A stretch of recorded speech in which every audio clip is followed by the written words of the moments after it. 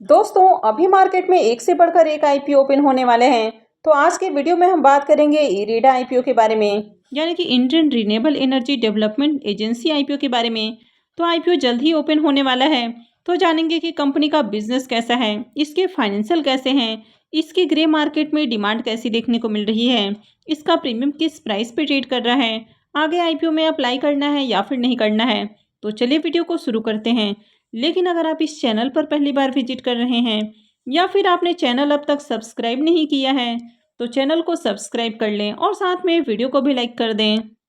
सबसे पहले अगर आईपीओ की डिटेल्स की बात करें तो आईपीओ 21 नवंबर यानी कि मंगलवार से ओपन होने वाला है और ये 23 नवंबर को क्लोज हो जाएगा। आईपीओ में फेस वैल्यू 10 रुपये पर शेयर होने वाला है और बुकिंग प्राइस 32 रुपये है। लॉट साइज 460 शेयर्स का होने वाला है।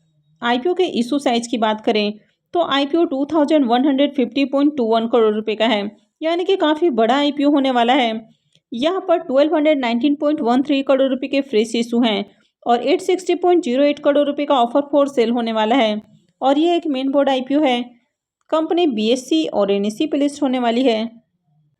अगर आईपीओ में रिजर्वेशन पोर्शन की बात करें तो यहाँ पर क्यूआईबीज के लिए 50% का पोर्शन है, रिटेलर्स के लिए 35% और एचएनआईज के लिए 15% का पोर्शन होने वाला है। आईपीओ में लॉट साइज की बात करें तो आईपीओ में 460 शेयर्स का एक लॉट होने वाला है और एक लॉट के ऊपर इन्वेस्टमेंट अमाउंट 14,720 रुपये रहेगा।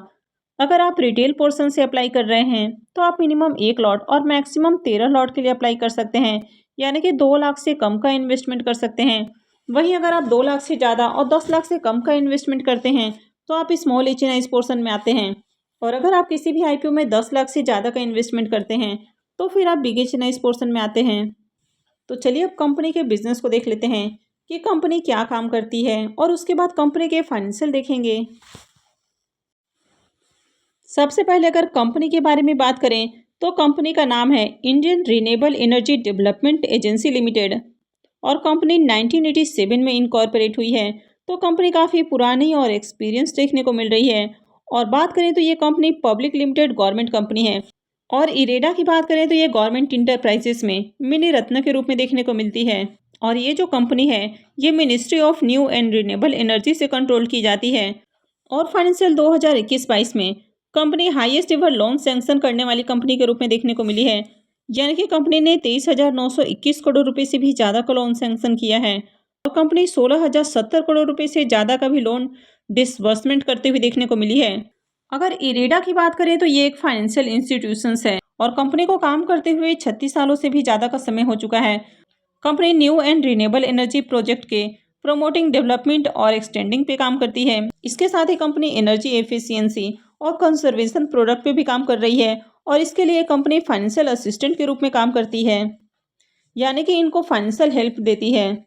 तो बेसिकली बात करें तो इरेडा एक फाइनेंशियल इंस्टीट्यूशंस है जो कि अलग अलग तरह के प्रोजेक्ट पे काम करते हुए देखने को मिलती है, यानी कि न्यू और रिन्यूएबल एनर्जी प्रोजेक्ट के लिए कंपनी लोन देती है। साथ ही उनसे जुड़े हुए जितने भी काम आपको देखने को मिलते हैं तो उसके लिए कंपनी आपको लोन देते हुए देखने को मिलती है। तो कंपनी का ओवरऑल बिजनेस आपको अच्छा देखने को मिल रहा है। जून 30 2023 तक की बात करें तो कंपनी काफ़ी अलग अलग तरह के लोन देते हुए देखने को मिलती है। और अगर इसके आउटस्टैंडिंग लोन की भी बात करें तो कंपनी का जो लोन बुक देखने को मिल रहा है वो 4,72,066 मिलियन से भी ज़्यादा का देखने को मिल रहा है। अगर इसके फाइनेंशियल की भी बात करें तो यहाँ पर फाइनेंशियल 21 से फाइनेंशियल 23 का कंप्लीट फाइनेंशियल देखने को मिल रहा है। इसके साथ ही फाइनेंशियल 24 के 2 क्वार्टर का फाइनेंशियल है। एसेट की बात करें तो कंपनी के एसेट में आपको ईयर ऑन ईयर काफ़ी शानदार ग्रोथ देखने को मिल रही है। रेवेन्यू की बात करें तो यहाँ पर भी कंपनी अच्छे रेवेन्यू बनाते हुए देखने को मिल रही है, यानी कि कंपनी के रेवेन्यू भी बढ़ते हुए देखने को मिल रहे हैं। कंपनी के प्रॉफिट आफ्टर टैक्स की बात करें तो फाइनेंशियल 21 में 346 करोड़ का प्रॉफिट है, फाइनेंशियल 22 में 633 करोड़, फाइनेंशियल 23 में 864 करोड़ का प्रॉफिट देखने को मिल रहा है और फाइनेंशियल 24 के 2 क्वार्टर में इसका जो प्रॉफिट है वो 579 करोड़ के आसपास देखने को मिल रहा है। तो कंपनी के प्रॉफिट में ईयर ऑन ईयर काफ़ी बढ़िया ग्रोथ देखने को मिल रही है। नेटवर्थ की बात करें तो कंपनी का नेटवर्थ भी बढ़ते हुए देखने को मिल रहा है। साथ ही अगर इसके रिजर्व की बात करें तो कंपनी के रिजर्व भी साल दर साल आपको बढ़ते हुए देखने को मिल रहे हैं। तो ओवरऑल कंपनी के फाइनेंशियल आपको काफ़ी अट्रैक्टिव देखने को मिल रहे हैं।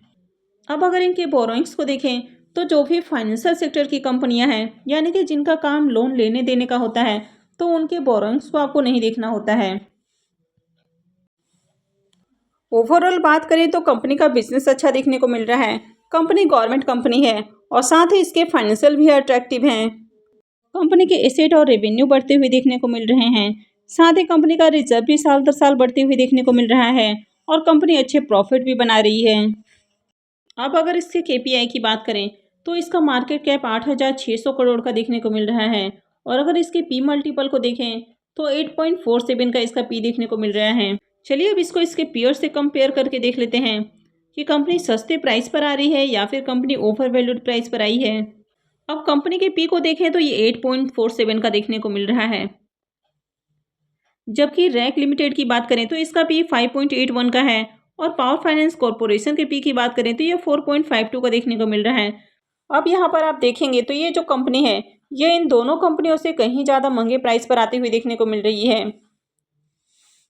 अब जब कोई कंपनी थोड़ा सा आपको ओवर वैल्यूड प्राइस पर आती हुई देखने को मिलती है तो ऐसे में हो सकता है कि आईपीओ से आपको बहुत अच्छे लिस्टिंग गेन देखने को नहीं मिले, लेकिन अगर इस कंपनी की बात करें तो इस कंपनी में लॉन्ग टर्म के लिए भी इन्वेस्ट किया जा सकता है।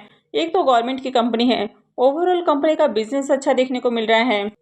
हालांकि जो गवर्नमेंट की कंपनी होती है वहाँ पर ग्रोथ थोड़ी स्लो होती है, तो ऐसे में यहाँ पर अगर आप लॉन्ग टर्म होल्ड करके रखते हैं तो इससे आपको बढ़िया प्रॉफिट देखने को मिल सकता है। कंपनी की अगर प्रमोटर्स की होल्डिंग की बात करें तो अभी कंपनी के प्रमोटर्स की होल्डिंग 100% देखने को मिल रही है और आईपीओ आने के बाद कंपनी के प्रमोटर्स की होल्डिंग 75% रहने वाली है। आईपीओ के इम्पोर्टेंट टाइम टेबल की बात करें तो आईपीओ 21 नवंबर यानी कि ट्यूसडे से ओपन होने वाला है और ये 23 नवंबर को क्लोज हो जाएगा। आईपीओ का अलॉटमेंट डेट 29 नवंबर रहेगा। रिफंड डेट 30 नवंबर होने वाला है। क्रेडिट डेट 1 दिसंबर रहेगा और आईपीओ की लिस्टिंग 4 दिसंबर को होने वाली है। इरेडा आईपीओ के ग्रे मार्केट प्रीमियम को देखें तो अभी इसका प्रीमियम 8 रुपये पे ट्रेड कर रहा है और आईपीओ में 460 शेयर्स का लॉट है। इसका मतलब है कि आईपीओ से 3,680 रुपये एक लॉट से प्रॉफिट बन सकता है। अगर इसके प्रीमियम को देखें तो अभी इसका प्रीमियम 25% पे ट्रेड कर रहा है, तो इसका प्रीमियम भी काफ़ी बढ़िया प्राइस के ऊपर ट्रेड कर रहा है। अब आईपीओ 21 नवंबर से ओपन होने वाला है। अगर आगे आपको आईपीओ में अच्छे सब्सक्रिप्शन आते हुए देखने को मिलते हैं और ग्रे मार्केट में इसकी डिमांड इसी तरह बनी रहती है तो आईपीओ में लिस्टिंग गेन के लिए अप्लाई किया जा सकता है, साथ ही लॉन्ग टर्म के लिए भी अप्लाई किया जा सकता है। इसके साथ ही अगर आपको कंपनी अच्छी लगती है, कंपनी का बिजनेस अच्छा लगता है तो आप इसको लॉन्ग टर्म भी होल्ड करके रख सकते हैं। अब जो गवर्नमेंट की कंपनियां होती हैं, हालांकि वहाँ पर आपको स्लो ग्रोथ देखने को मिलती है, लेकिन कंपनी लगातार डिविडेंड देती है और यहाँ पर आगे चलकर कंपनी से आपको काफ़ी बढ़िया प्रॉफिट भी देखने को मिल सकता है, यानी कि आगे कंपनी मल्टीबैगर हो सकती है। तो आप चाहे तो ये इसको लॉन्ग टर्म भी होल्ड करके रख सकते हैं। तो अभी इसके प्रीमियम अट्रैक्टिव प्राइस के ऊपर देखने को मिल रहे हैं, तो इस आईपीओ में अप्लाई किया जा सकता है। हालांकि कहीं भी अप्लाई करना है या फिर नहीं करना है, ये पूरा का पूरा आपका अपना डिसीजन होना चाहिए। तो आपको अपने रिस्क रिवॉर्ड को एनालाइज करके ही कहीं भी इन्वेस्टमेंट करनी है। तो आई होप कि आपको जानकारी अच्छी लगी होगी। तो अगर आपने इस वीडियो को अब तक लाइक नहीं किया है तो वीडियो को लाइक कर दें और साथ में चैनल को भी सब्सक्राइब कर लें। और वीडियो को अंत तक देखने के लिए आप सबको बहुत बहुत धन्यवाद।